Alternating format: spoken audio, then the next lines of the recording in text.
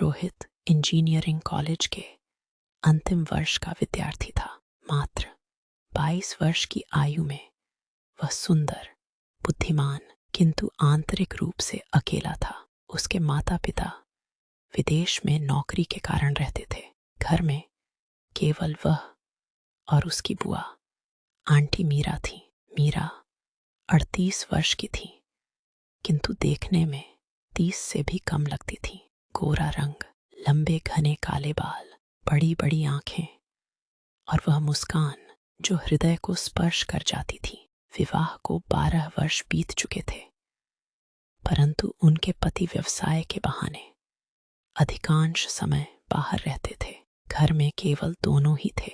रोहित सदा से मीरा आंटी का अत्यंत सम्मान करता था। बचपन से वे उसके पास थीं। उनके हास्य, उनके हाथ का बना भोजन, उनकी थोड़ी सी डांट और बहुत सारा स्नेह। किंतु पिछले कुछ महीनों से कुछ बदल सा गया था। जब मीरा घर में घूमती, उनका आंचल सरक जाता, या जब वे प्रातःकाल योगासन करती तो उनकी चिकनी त्वचा चमक उठती। रोहित अपने मन को समझाता, यह गलत है, परंतु हृदय नहीं मानता था। एक दिन प्रातःकाल मीरा रसोई में खड़ी थी, सफेद कुर्ता और नीली लेगिंग्स पहने हुए। रोहित पीछे से आकर बोला, आंटी, आज बाहर चलें, बहुत दिनों से घर से बाहर नहीं निकले।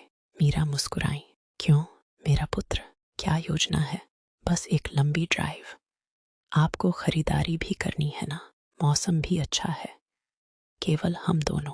मीरा थोड़ी देर सोचकर राजी हो गई। ठीक है, 11 बजे तक तैयार हो जाऊंगी। बाहर का सफर। गाड़ी में बैठते ही मीरा ने पुराने रोमांचक गीत चला दिए। रोहित, याद है जब तुम छोटे थे तो मैं तुम्हें ये गीत सुनाती थी? रोहित हंसकर बोला, हाँ आंटी, और मैं सोचता था कि बड़ा होकर मैं आपके लिए गाऊंगा। शहर से बाहर निकलते ही मौसम बदल गया। हवा ठंडी थी, बादल छाए हुए थे। राजमार्ग पर हल्की हल्की वर्षा प्रारंभ हो गई। मीरा ने खिड़की खोलकर हाथ बाहर निकाला।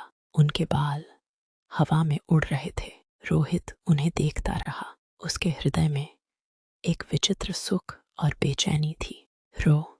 रास्ता देखकर चलाओ, मीरा लजाते हुए बोली। उन्होंने पहली बार रो कहा था। वह स्नेहपूर्ण संक्षिप्त नाम जो केवल निकट लोग ही उपयोग करते हैं। एक रिसॉर्ट के निकट पहुंचकर उन्होंने गाड़ी रोकी। वहां एक छोटा सा झील था, चारों ओर पहाड़ियां। वर्षा रुक चुकी थी, किंतु हवा में नमी थी। मीरा ने सफेद दुपट्टा ओढ़ रखा था। वे झील के किनारे खड़ी हो गईं। रोहित उनके पास आया। आंटी, यह स्थान कितना सुंदर है ना? हाँ पुत्र, बहुत दिनों बाद मन को शांति मिली। दोनों चुपचाप झील को देखते रहे। मीरा का हाथ थोड़ा सा रोहित के हाथ को छू गया। दोनों ने एक दूसरे को देखा। क्षण भर के लिए आंखें मिली। मीरा ने जल्दी से हाथ हटा लिया। ठंड लग रही है क्या? रोहित ने पूछा। थोड़ी सी। रोहित ने अपनी जैकेट उतारकर उनके कंधे पर डाल दी। जैकेट में उसकी खुशबू थी। मीरा ने जैकेट को और कसकर लपेट लिया। तुम बड़े हो गए हो रोहित, बहुत उत्तरदायी। उनका दिन इसी प्रकार बीता। बातें, हंसी, छोटी छोटी यादें। दोपहर को उन्होंने रिसॉर्ट में भोजन किया। मीरा ने हल्का श्रृंगार किया था, हल्का लिपस्टिक और आंखों में काजल। रोहित बार बार उन्हें देखे जा रहा था। शाम ढलते ढलते दोनों पुनः झील के पास गए। सूर्य अस्त हो रहा था। मीरा बोली, जरा फोटो खींचो ना। रोहित ने फोन उठाया। मीरा मुद्रा बना रही थी। एक फोटो में वे रोहित के बहुत निकट आ गईं। उनके बाल रोहित के मुख को छू गए। रोहित का हृदय जोर से धड़का। उसने फोटो खींची और फोन नीचे रख दिया। आंटी, आप बहुत सुंदर हैं। मीरा लजा गई। पुत्र, ऐसी बातें मत किया करो। किंतु सत्य है ना, आपको देखकर लगता है जैसे समय रुक सा गया हो। मीरा ने उसकी ओर देखा। उनकी आंखों में कुछ गहराई थी, प्रेम, प्रतीक्षा और थोड़ी सी व्याकुलता। रोहित ने धीरे से उनका हाथ पकड़ लिया। मीरा ने हाथ नहीं छुड़ाया। दोनों झील के पास बेंच पर बैठ गए। हाथ में हाथ था, हवा में केवल उनकी सांसों की आवाज थी। रोहित धीरे से बोला, आंटी, मुझे पता है यह गलत है, किंतु जब आप पास होती हैं तो मन को शांति मिलती है। आपके बिना घर सूना लगता है। मीरा की आंखों में आंसू आ गए। रो, मैं भी अकेली हूं। तुम्हारे पिताजी बहुत व्यस्त रहते हैं। तुम ही हो जो मुझे जीने की वजह देते हो। दोनों एक दूसरे के निकट आए। रोहित ने धीरे से मीरा के माथे पर चुंबन किया। मीरा ने आंखें बंद कर लीं। उस क्षण समय ठहर सा गया। हल्की हवा उनके बालों को उड़ा रही थी। रोहित ने उनका चेहरा अपने हाथों में लिया। उनकी आंखें मिली। मीरा की सांसें तेज हो गईं। रो, हम क्या कर रहे हैं? मीरा की आवाज कांप रही थी। जो हृदय कह रहा है, रोहित ने उत्तर दिया। उस शाम उन्होंने एक दूसरे के साथ बहुत समय बिताया। बातें करते रहे, हाथ थामे रहे। मीरा ने रोहित के कंधे पर सिर रख दिया। रोहित ने उन्हें अपनी बाहों में भर लिया। उनकी गर्माहट, उनकी खुशबू, उनके बालों का स्पर्श, सब कुछ रोहित को मादक बना रहा था। किंतु वे दोनों जानते थे कि यह संबंध सीमाओं में ही सुंदर है। रात को रिसॉर्ट में अलग अलग कमरे थे, किंतु दोनों देर रात तक बालकनी में बैठे रहे।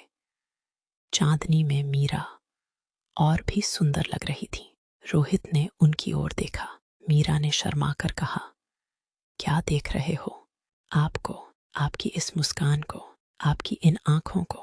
मीरा ने धीरे से रोहित का हाथ अपने गाल पर रखा। रोहित की उंगलियां उनकी नरम त्वचा को स्पर्श कर रही थीं। दोनों के हृदय तेज धड़क रहे थे। निकटता बढ़ती जा रही थी। रोहित ने उन्हें अपनी छाती से लगा लिया। मीरा की सांसें रोहित की गर्दन को छू रही थीं। एक लंबा भावुक आलिंगन। समय जैसे रुक गया हो। अगले दिन प्रातः वे वापस लौटे। गाड़ी में मीरा रोहित के कंधे पर सिर रखकर सो गईं। रोहित उन्हें देखता रहा। घर पहुंचकर भी वह बदलाव महसूस हो रहा था। मीरा अब पहले से अधिक निकट लग रही थी। कहानी आगे बढ़ती है। घर लौटने के बाद दोनों के बीच का संबंध गहरा होता गया। मीरा अब रोहित को रो कहकर पुकारती।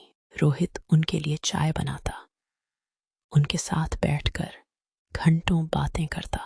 एक दिन शाम को बिजली चली गई। अंधेरे में दोनों दीवान पर बैठे थे।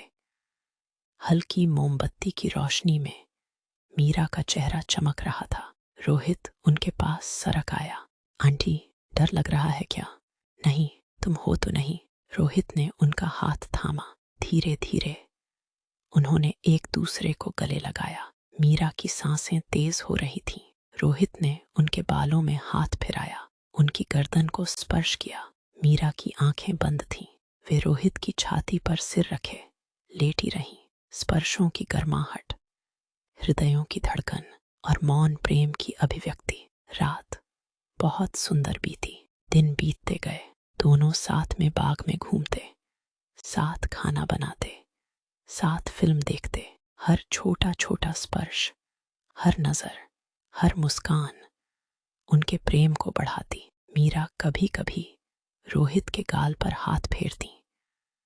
रोहित उनके माथे को चूमता। उनकी निकटता बढ़ती गई, किंतु सम्मान और सीमाओं का ध्यान रखते हुए।